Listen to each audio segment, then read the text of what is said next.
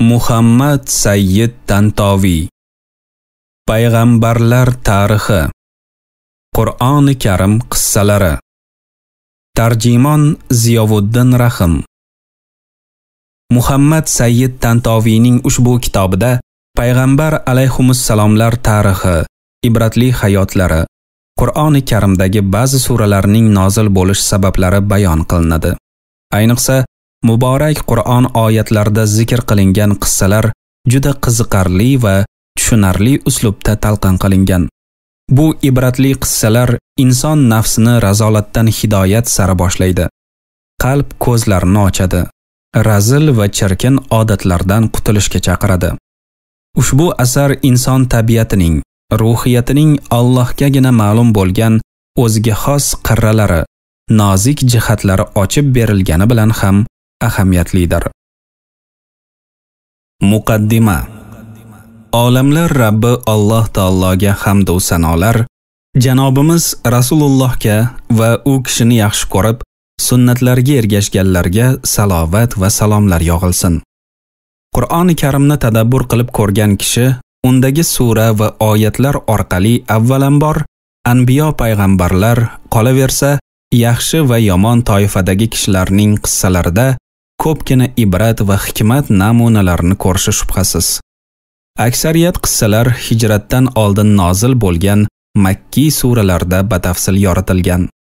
Chunki o'sha davrda Alloh taoloning yakka-yu yagonaligiga va Rasululloh sallallohu alayhi va sallamning o'z Rabbilaridan yetkazayotgan risolat va xabarlarning to'g'ri ekanligiga dalil keltirish va Qur'on Alloh taoloning dargohidan nozil bo'lganligi va odamlarni savob olib jannatga kiradigan yoki gunohga botganlari sabab do'zaxga tashlanadigan kun, qiyomatning haqligiga ishontirish lozim edi. Ana o'sha dalillar ba'zan payg'ambarlarning o'z qavmlari bilan bo'lgan qissalar orqali, ba'zan boshqa yo'llar bilan keltiriladi. Jumladan, osmon va yerning yaratilishi, oy, quyosh va yulduzlarning ma'lum bir mezonda harakatlanishi, inson va boshqa mahluqotlarning yaratilishi va hokazo. Madaniy suralarda asosan shar'iy ahkomlar, ibodatlar, muomala, halol harom, ijtimoiy aloqalar va boshqalar yoritilgan. Chunki bu davrda mo'minlar qalbida sof islomiy aqida qaror topgan va mustahkamlangan edi. Masalan, quyidagi Makki suralarda anbiyolar qissasi keltiriladi. A'rof, Yunus, Hud, Yusuf, Shuara, Qasas, Soffot va boshqalar. Bu qissalar hamma zamonlarda ham kishilar qalbida chuqur ta'ssurot qoldirgan, o'zlari uchun foydali nasihatlar olishgan.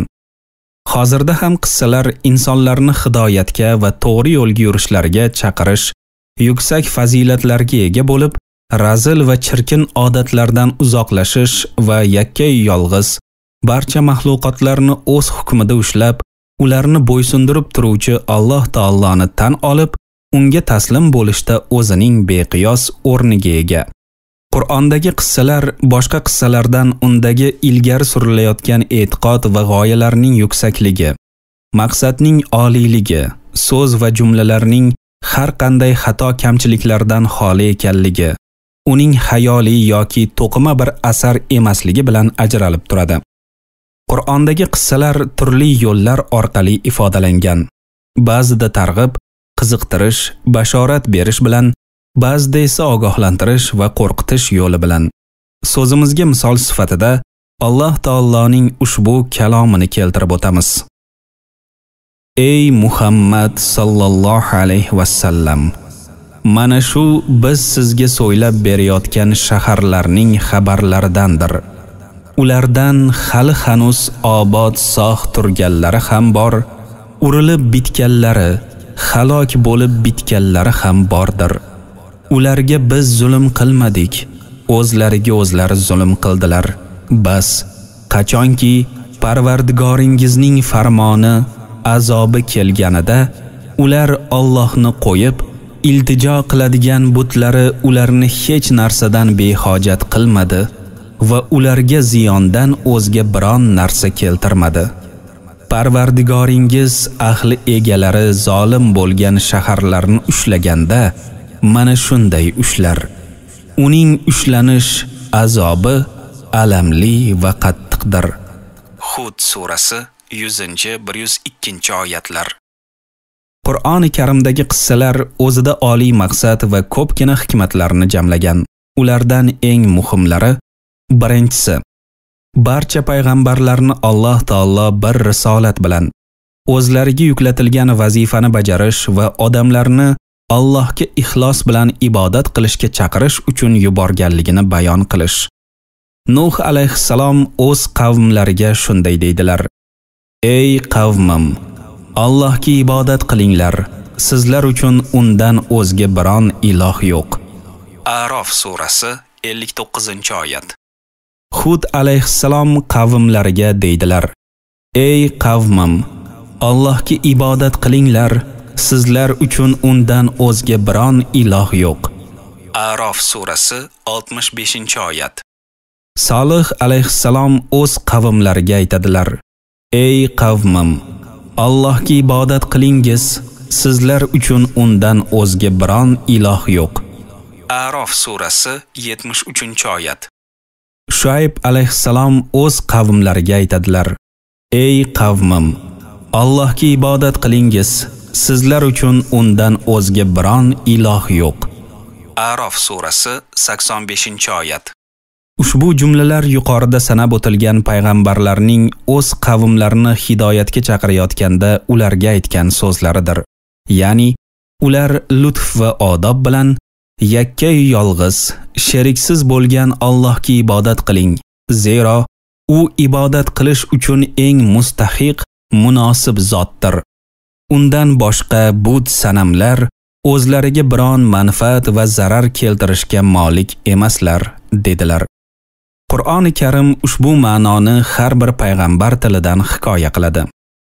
Ey Muhammad sallallohu alayhi va sallam, biz sizdan ilgari yuborilgan har bir payg'ambarga ham hech qanday iloh yo'q, yolg'iz mengina bordirman, bas mengagina ibodat qilinglar deb vahiy yuborganmiz. Anbiyo surasi 25-oyat. Ya'ni ey Muhammad sallallohu alayhi va sallam, biz sizdan oldin biron payg'ambarni yuborsak, unga o'z vahiyimiz orqali bildirdikki, ibodat va toat etishga mendan o'zga munosibroq iloh yo'q. Bas qavmingizni shunga buyuring va mendan o'zgaga ibodat qilishdan qaytaring.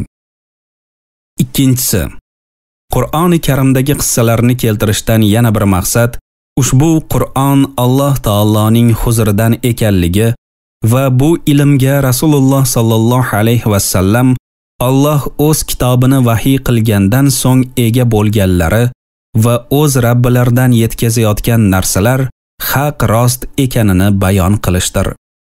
Qur'onga quloq tut, u senga ushbu ma'noni ko'pgina o'rinlarda hikoya qiladi. Ey Muhammad sallallohu alayhi va sallam, bular biz sizga vahiy qilayotgan g'ayb xabarlaridandir. Ilgari bularni na siz va na qavmingiz bilar edingiz. Bas haq dinga da'vat qilishda kofirlarning yetkazayotgan ozorlariga sabr qiling.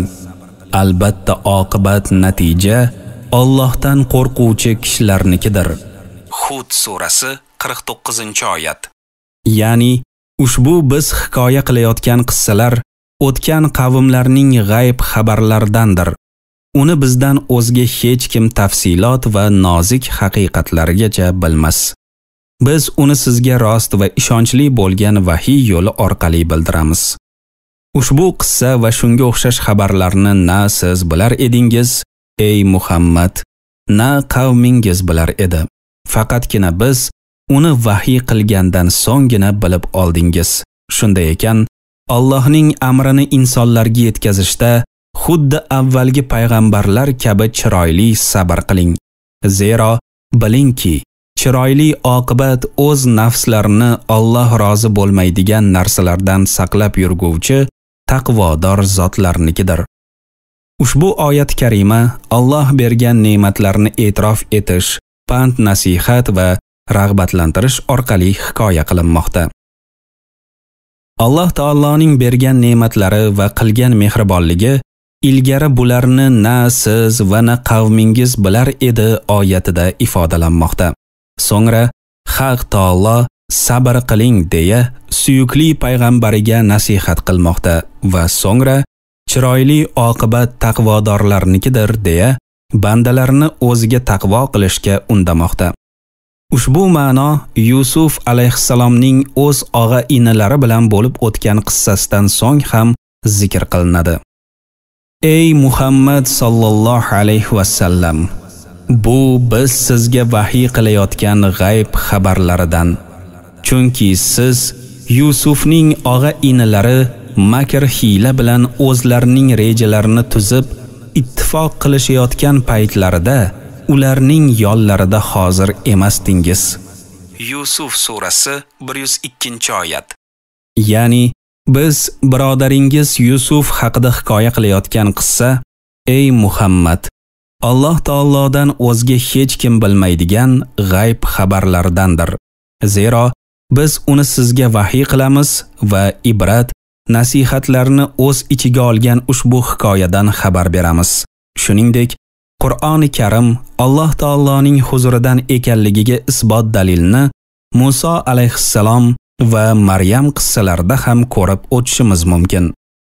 Musa alayhissalom qissalarida Alloh taolo shunday deydi: Ey Muhammad sallallohu alayhi va sallam, biz Musoga ishni hukm qilgan paytda siz g'arb tomonda emas edingiz va guvohlardan ham bo'lgan emassiz. Lekin biz Muso zamonidan so'ng ko'p asrlarni paydo qildik. Bas, ularga umr zamon cho'zilib ketdi. Siz Madyan ahli orasida turguvchi ham, ularga bizning oyatlarimizni tilovat qilguvchi ham bo'lgan emasdingiz. Lekin biz sizni payg'ambar qilib yuborguvchi bo'ldik. Biz nido qilgan paytda siz Turning yonida bo'lgan emasdingiz. Lekin siz Parvardigoringiz tomonidan rahmat bo'lib, sizdan ilgari biron ogohlantiruvchi kelmagan bir qavmni ogohlantirish uchun payg'ambar qilindingiz. Shoyat ular eslatma, ibrat olsalar. Qasas surasi 44-46-oyatlar. Ya'ni ey Muhammad, biz Musoga odamlarni zalolatdan chiqarib, ularga risolatimizni yetkazishni topshirgan vaqtimizda siz u yerda Tur tog'ining g'arbiy tomonida hozir emas edingiz va biz Musoga vahiy qilgan narsalarga ham guvoh emassiz. Lekin biz ushbu xabarlarni siz bilan Muso orasida uzoq vaqt o'tkazgachgina vahiy qilmoqdamiz. Shuningdek, Muso va uning qavmi o'rtasida keskin bahslashuv bo'lgan paytda ham Madyan ahli orasida turguvchi bo'lmagansiz. Biz Musoga qavmi uchun hidoyat va zalolatdan chiqarguvchi nur bo'lishi uchun Tavrotni nozil qildik. Siz bunga ham shohid bo'lmagansiz. Ushbu oyat karimalardan maqsad shuki, Qur'on Alloh taoloning dargohidan nozil qilingan va Rasululloh sallallohu alayhi va sallam ushbu voqea va qissalarni bilmasdilar. Lekin Alloh Qur'oni Karimni vahiy qilish orqali u zot sallallohu alayhi va sallamni ulardan xabardor qildi. Maryam qissasining so'ngida Alloh taolo shunday deydi: Ey Muhammad sallallohu alayhi va sallam, bu g'ayb xabarlardandirki, bu xabarlarni sizga biz vahiy qilmoqdamiz. Holbuki siz ulardan qaysilari Maryamga kafil bo'lishini bilish uchun qalamlarini qur'a qilib tashlaganlarida ularning oldida emasdingiz. Oli Imron surasi 44-oyat. Ya'ni biz sizga hikoya qilayotgan ushbu Imronning ayoli Zakariya alayhissalom va farishtalarning Maryamga aytgan javoblari haqidagi qissaning hammasi g'ayb xabarlardandir. Maryamga ular Zakariya alayhissalomni kafil qilish borasida bahslashayotganlarida siz ularning oldida hozir emasdingiz. Yana ta'kidlab aytamizki, ushbu va shunga o'xshash oyatlar Qur'on yolg'iz Alloh taoloning huzuridan ekanligiga ochiq oydin hujjatdir. Qur'oni Karimdagi qissalar insonlarga ibrat, pand nasihat bo'lishi uchun keltirilgan. Alloh taolo aytadi: Albatta bu haq rost qissadir va hech qanday tangri yo'q. Faqat Allohning o'zi bor va albatta Allohning o'zigina qudrat va hikmat sohibidir. Ali Imron surasi 62-oyat. Ey Muhammad sallallohu alayhi va sallam, biz sizga ularning xabarlarini ro'y rost aytib berurmiz. Dar haqiqat ular Parvardigorlariga iymon keltirgan va biz iymonlarini ziyoda qilgan yigitlardir. Kahf surasi 13-oyat. Endi albatta ularga bilgan holimizda qilib o'tgan ishlari haqida so'ylab berurmiz. Zotan biz g'oyib yo'q emas edik, balki barcha narsaga guvoh bo'lib turgan edik. A'rof surasi 7-oyat. Qur'oni Karim qissalarini keltirilishidan yana bir maqsad shuki, Nabiy sallallohu alayhi va sallamning qalblarini mustahkamlash va u kishiga ruh bag'ishlash, qavmlaridan u zot sallallohu alayhi va sallamga yetayotgan musibatlarni yengillatish, Rasululloh sallallohu alayhi va sallamni o'z birodarlari, payg'ambarlarga ergashishga chaqirish va u zot va mu'minlarga chiroyli oqibat bo'lish haqida xushxabar berishdir. Alloh taoloning o'tgan payg'ambarlar haqidagi qissalar orqali Nabiy sallallohu alayhi va sallamning qalblarini mustahkamlashini ko'pgina oyatlarda ko'rishimiz mumkin. Alloh taolo aytadi: Ey Muhammad sallallohu alayhi va sallam, biz sizga payg'ambarlarning xabarlaridan qalbingizni mustahkam qiladigan barcha qissalarni so'ylab berurmiz va bu qissalarda sizga haqiqat va barcha mu'minlar uchun pand nasihat hamda eslatmalar keldi. Hud surasi 120-oyat. Ushbu oyat karima Hud surasining oxirlarida kelgan bo'lib, unda Nuh, Hud, Solih, Lut, Shuayb alayhissalomlarning o'z qavmlari bilan bo'lgan qissalari hikoya qilinadi. Yuqoridagi oyatning ma'nosi har bir xabar o'tgan hurmatli payg'ambarlarning xabarlaridandir. Biz uni sizga so'ylab beramiz va undan sizni xabardor qilamiz. Ushbu oyatdagi qalbni mustahkamlashdan murod Nabiy alayhissalomning Allohga bo'lgan ishonchlarini yanada kuchaytirish, u zot sallallohu alayhi va sallam va ashablariga haq dinni insonlarga yetkazish chog'ida yetgan turli mashaqqatlarga sabr qilishga chaqirish va tasalli berishdir. Alloh taolo Qur'onda kelgan o'tgan payg'ambarlarning qissalari orqali Nabiy sallallohu alayhi va sallamga tasalli berar ekan, o'z qavmlariga Rabbilarining amrini yetkazishda o'sha payg'ambarlarning yo'lini tutishni buyuradi. Bu ma'nodagi oyatlarni ko'pgina suralarda uchratishimiz mumkin. Alloh taolo aytadi: Xuddi shuningdek, ulardan avvalgi kimsalarga biron payg'ambar kelganida, ular ham albatta u payg'ambar sehrgar yoki majnun der edilar. Ular o'sha so'zni bir-birlariga vasiyat qilib qoldirganmidilar? Yo'q. Ular tug'yonga tushgan qavmdirlar. Bas, ey Muhammad sallallohu alayhi va sallam, siz ulardan yuz o'giring. Endi siz malomat qilinguvchi emassiz va Qur'on bilan pand nasihat qiling. Zero u pand nasihatlar mu'minlarga naf yetkazur. Zoriyot surasi 52-55-oyatlar. Ushbu oyat karimalar Ibrohim, Musa, Hud, Solih va Nuh alayhissalomlarning qissalaridan so'ng keltirilgan. Ma'nosi: Ey Muhammad, sizning qavmingizdan oldingi qavmlarga biron nabiy va rasul kelib, ularni Allohga toat ibodat qilishga da'vat etganida, ular ham xuddi qavmingiz sizni sha'ningizga aytayotgan sehrgar yoki majnun degan so'zlarni ularga ham aytishgan edi. Ushbu oyatlardan murod Nabiy sallallohu alayhi va sallamga Quraysh mushriklaridan yetgan musibat, jabr zulmni yengillatish va bu musibatlar u zot sallallohu alayhi va sallamdan oldingi payg'ambarlarning ham boshiga tushganini bayon qilishdir. Oyatning davomida Alloh taolo shunday deydi: Ular o'sha so'zni bir-birlariga vasiyat qilib qoldirganmidilar?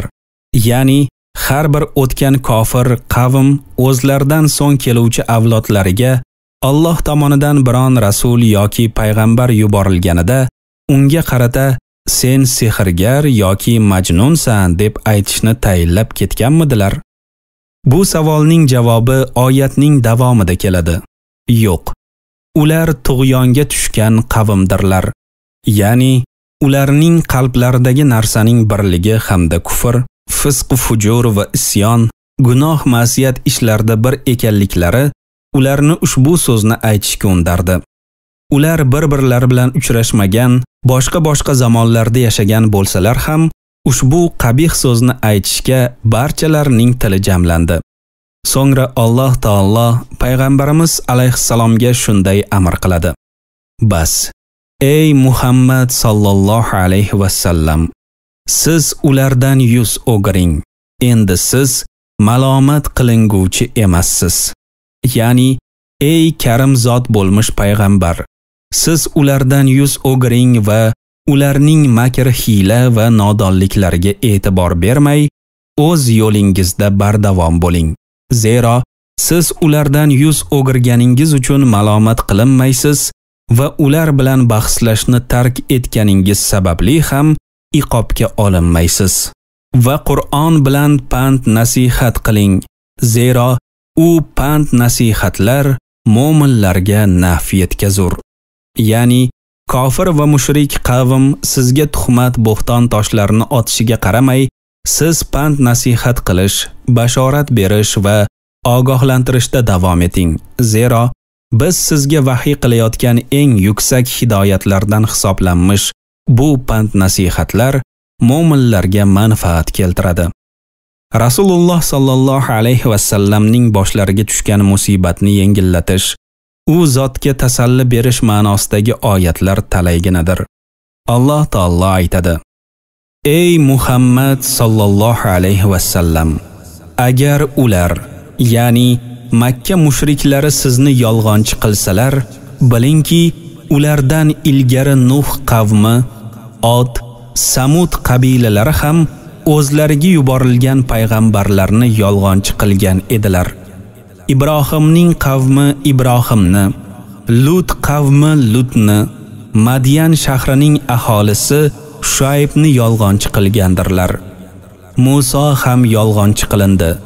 Men esa kofir bo'lgan kimsalarga muhlat berib qo'ydim. So'ngra ularni o'z azobim bilan ushladim. Bas, mening o'z payg'ambarlarini yolg'onchi qilgan kofirlarga qarshi inkorim qanday bo'ldi? Haj surasi 42-44 oyatlar. O'tgan payg'ambarlarga sabr toqatda ergashishga da'vat qilishni quyidagi oyatlarda ko'rishimiz mumkin. Ana o'sha zotlar Alloh hidoyat qilgan kishilardir. Bas, ey Muhammad sallallohu alayhi va sallam, siz o'shalarning yo'llarigagina ergashing. An'om surasi 90-oyat.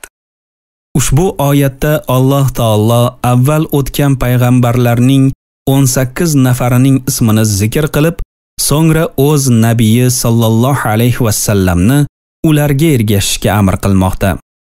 Ya'ni ey Muhammad, biz sizga zikr qilayotgan ushbu payg'ambarlar, biz ularni to'g'ri yo'lga, haq dinga hidoyat qilgan zotlardir va ular ushbu yo'lni sabot va matonat bilan bosib o'tdilar.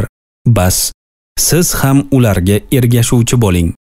Nabiy sallallohu alayhi va sallamga o'tgan payg'ambarlarning qissalari orqali bashorat berish U zot sallallohu alayhi va sallam va u kishiga ergashgan sahobalarga Alloh taolo tomonidan nusrat, yordam bo'lishini bayon qilish bilan bo'ladi.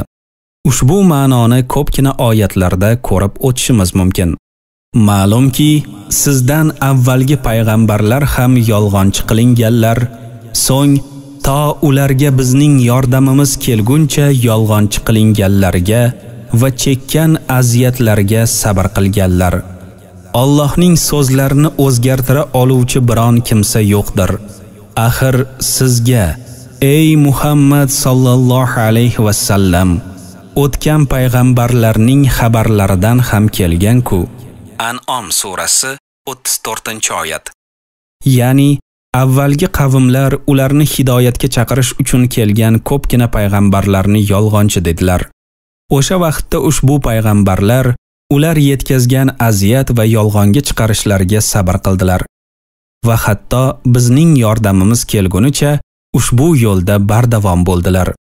Bu narsani biz avvaldan belgilab qo'ygan sunnatimiz, taqdirimiz taqozo qildi. Kelasi oyatlarda Nabiy sallallohu alayhi va sallam va u kishiga ergashganlarga yaxshi oqibat bo'lishi bashorat etiladi. Alloh lavhul mahfuzga shak shubhasiz men o'z payg'ambarlarim bilan birga g'olib bo'lurman deb yozib qo'ygandir. Albatta Alloh kuchli, qudratlidir.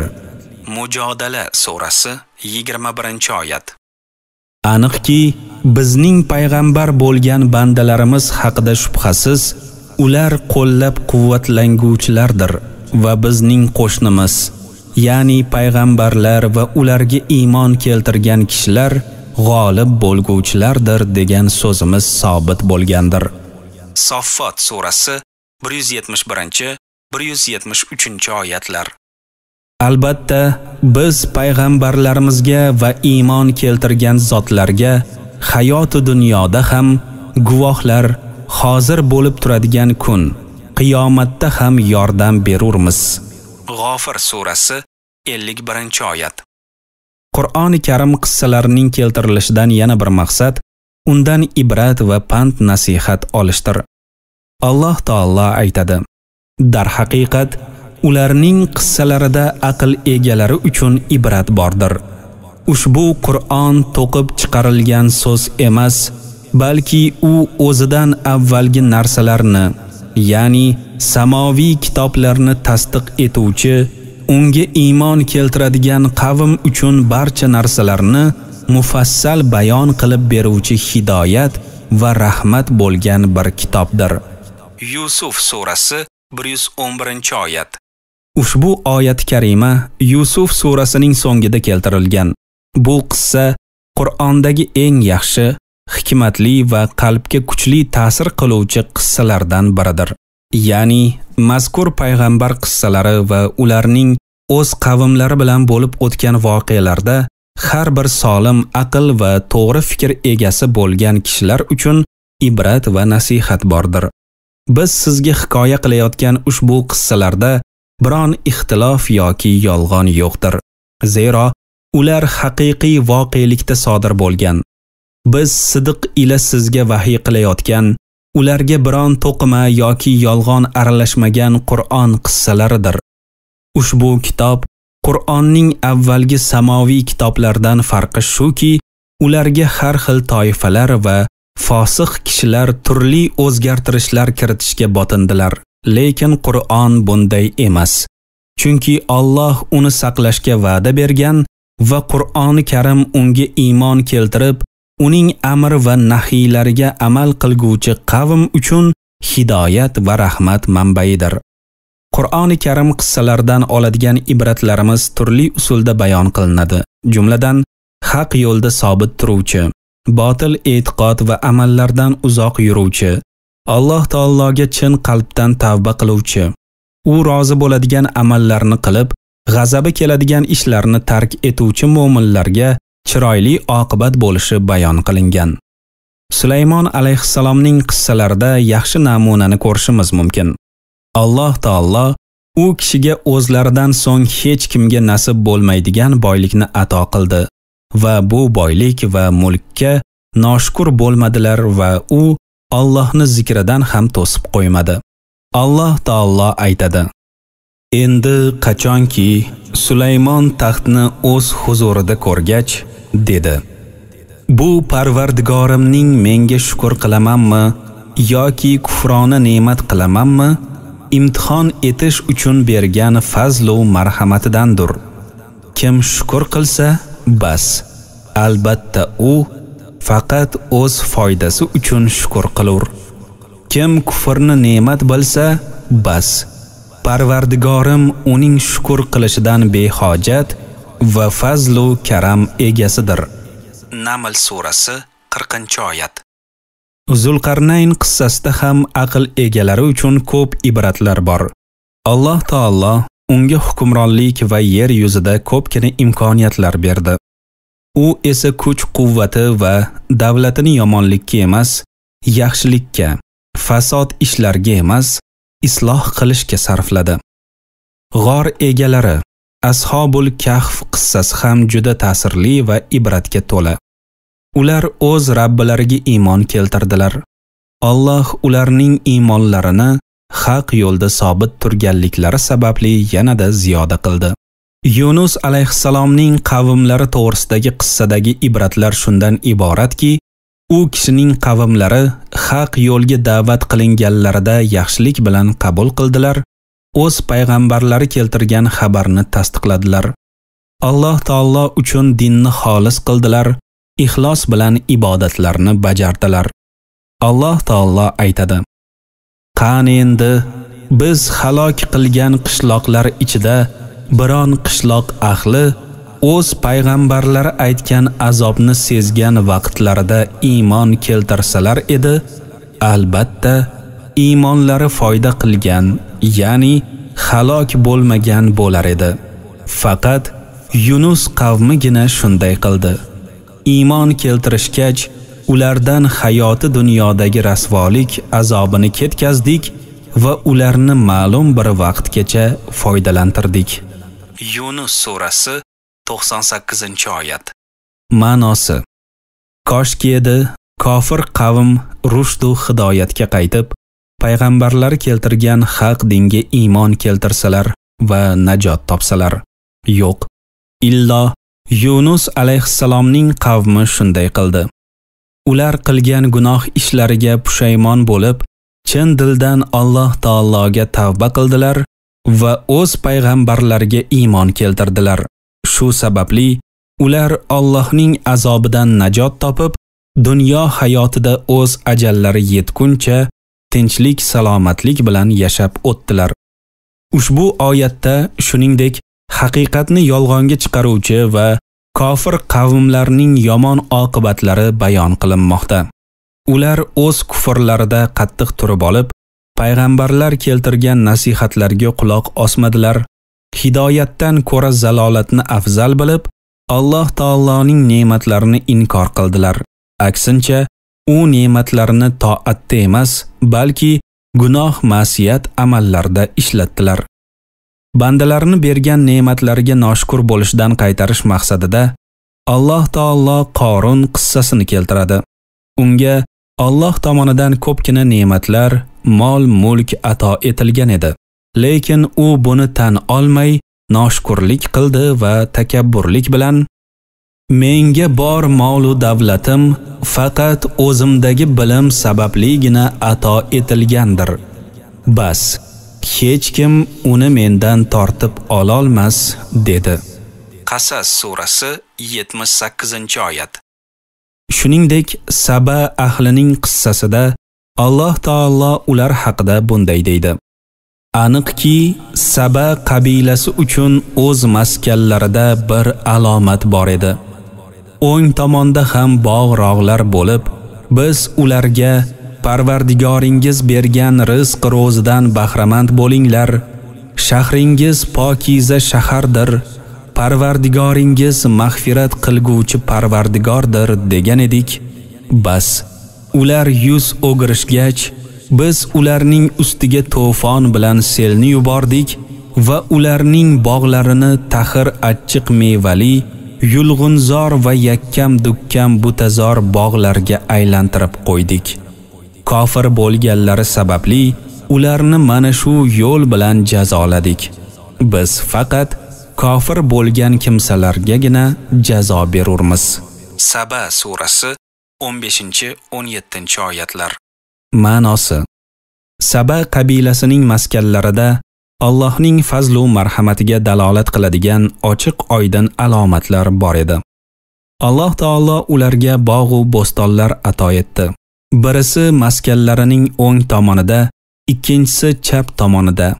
So'ngra Alloh solih insonlar tilidan ularga qarata aytdiki: Parvardigoringiz bergan rizq va ro'zidan bahramand bo'linglar va u zotga shukr qilinglar, chunki sizlar pokiza shaharda yashamoqdasizlar. U yerda sizlarga lozim bo'lgan barcha narsalar muhayyo. Buning ustiga Alloh sizlarga mehribon zot va gunohlaringizni kechirguvchidir. Bas, bularga shukr qiling. Lekin ular yuz o'girishdi. Ya'ni nasihat qiluvchilarning pand nasihatlardan yuz o'girib, Allohning ne'matlariga noshukrlik qilishdi. Natijada Alloh ularning ustiga halok qilguvchi selni yubordi va g'arq pishib yetilgan bog'lar biron bir foyda bermaydigan daraxt va mevalarga aylandi.